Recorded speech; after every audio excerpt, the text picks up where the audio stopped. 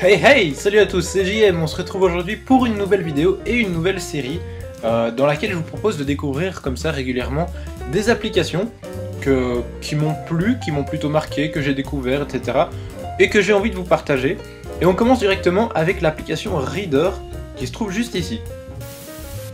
Reader, c'est une application qui permet de lire des flux RSS, qui était vraiment beaucoup utilisée à l'époque, c'était même considéré comme la meilleure application de gestion de flux RSS avant la fermeture de Google Reader, vu que l'application était basée à 100% sur le service de Google, et vu que Google a fermé Google Reader, l'application ne fonctionnait plus.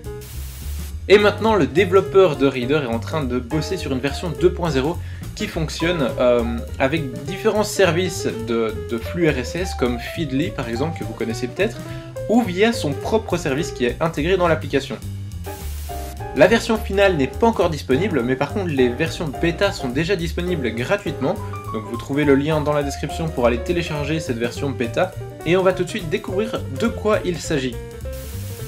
Alors ça se présente comme ça, on va directement faire un petit tour dans les préférences. Vous voyez qu'on a pas mal de réglages qu'on peut faire, il faut savoir qu'il y en a encore qui vont arriver dans les futures versions bêta, comme le développeur l'annonce juste ici. Alors pour tout ce qui est des réglages, je vous laisse voir ça chez vous. On peut changer entre autres l'apparence, ça je vais quand même vous montrer. Voilà, donc ça donne ça. C'est plutôt sympa.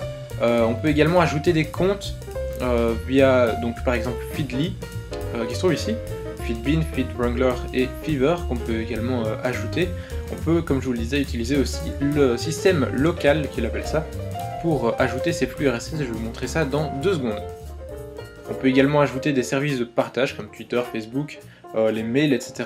Donc on va pouvoir partager les articles qu'on verra sur ces réseaux sociaux. Alors, entrons dans le vif du sujet, comment est-ce que ça marche ce truc de Reader ? Alors c'est très simple, premièrement je vais cliquer sur le petit plus ici, et là je vais ajouter soit le flux RSS d'un site, soit simplement le lien d'un site, et moi je trouve ça vraiment super pratique, parce que du coup on ne doit pas chercher ce fameux lien, ce fameux flux RSS.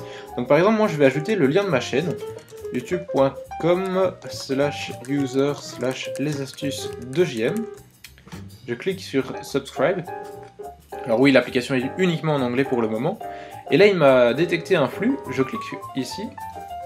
Et dans quelques secondes, on va voir que j'aurai voilà, toutes les dernières vidéos qui viennent de la chaîne, donc du lien que j'ai ajouté. Donc par exemple, j'ai ici ma vidéo bonus, les caches des petits secrets, télécharger la musique de Spotify, les bêtas, etc.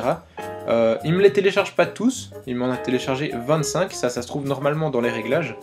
Et donc voilà, et je peux ajouter comme ça n'importe quel site web, et dès qu'il y aura un nouvel article, ou une nouvelle vidéo si c'est une chaîne, ou un nouveau truc qui est posté, quoi, ça va me l'ajouter ici, et je peux en ajouter comme ça une infinité de petits sites web que je veux suivre. Donc ça c'est vraiment super je trouve. Si vous avez un compte Feedly, il suffit de le configurer ici, et ça va vous ajouter directement tout ce que vous avez configuré dans votre compte Feedly, donc c'est vraiment super, et pareil pour tous les autres services, ça fonctionne très très bien.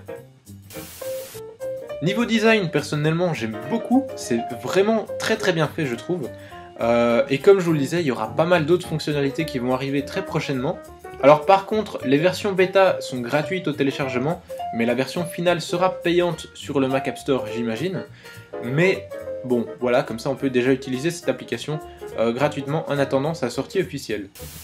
Voilà, c'est tout pour cette première présentation d'application. J'espère que le concept vous plaît, j'espère que l'application vous plaît également.